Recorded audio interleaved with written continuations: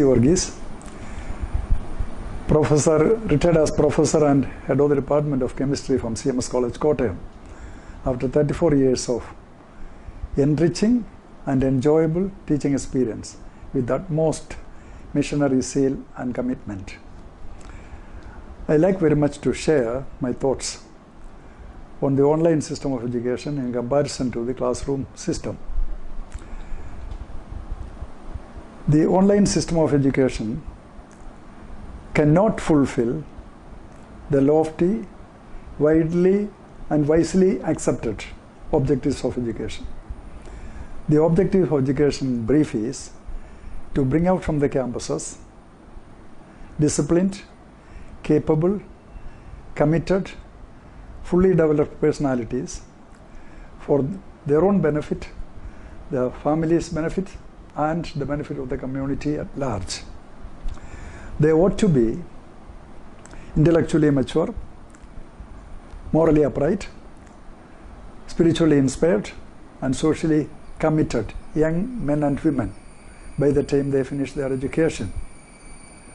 That's for the benefit of themselves and for the whole nation.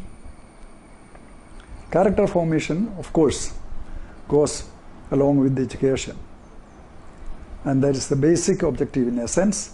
As Gandhiji used to repeatedly emphasize, the basic objective of education is character formation. These objectives cannot be fulfilled effectively by the online system. The online system has several disadvantages and demerits, and damaging effects even. Some of them I would like to share on this occasion. The students themselves in the home situation would be under severe psycho-emotional stress and strain, not to mention the situation of the parents.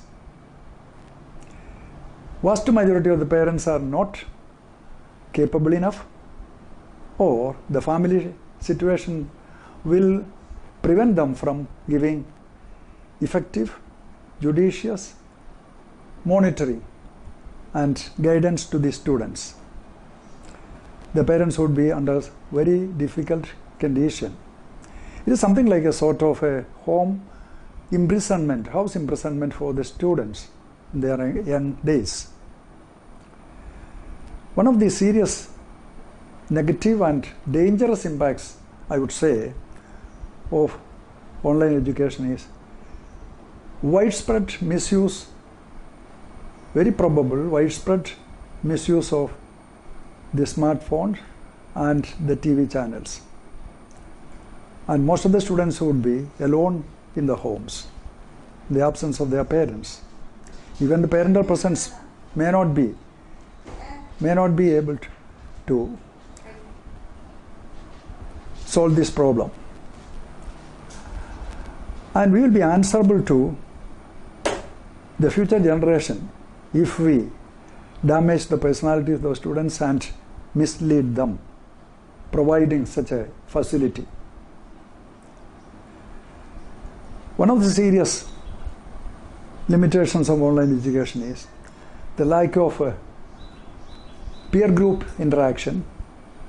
Sometimes goes astray in the negative sense, but in general, the peer group influences do a lot for the benefit of the students. The classroom situation alone will provide with very enriching teacher-student relationship, effective teaching, learning, moral orientation, value orientation, and the all-round development of the student in the campus environment, which most of the cases are highly development oriented and student centered. In this context, we should seriously think about giving up the online system of education as early as possible and move back to the classroom system. Apart from the free group influence, I would like to, among the various disadvantages and limitations, I would like to add one more at least. The students would be under very serious distraction environment in the homes. Compare the situation in the classroom and the home. They would be highly distracted. They won't be able to focus on their lessons as effectively as in a classroom or school situation. These are the disadvantages. I do not elaborate further, though there are many other limitations and problems associated with the online education. It may be argued that in the COVID-19 situation, there is no other way out. No, I do not agree. There is no problem without a solution. If the concerned, responsible people in the field of education, the government officials, the government as a whole, the managements, the principals, the teachers and parents put their heads together and adopt appropriate effective strategies and implement their planning as early as possible, we can move back to the classroom system of education and save our children. In Kerala, it comes to more than 50 lakhs.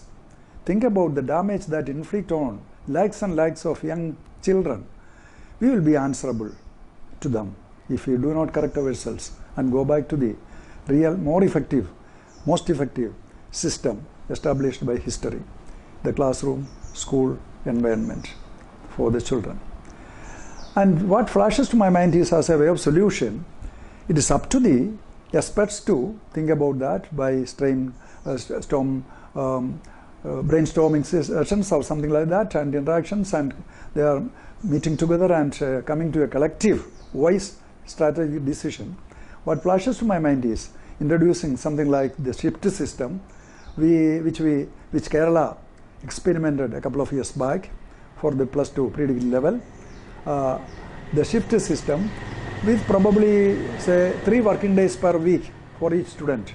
For each batch, 3 working days, and a shift system with say forenoon or afternoon, 3 hours may solve the problem.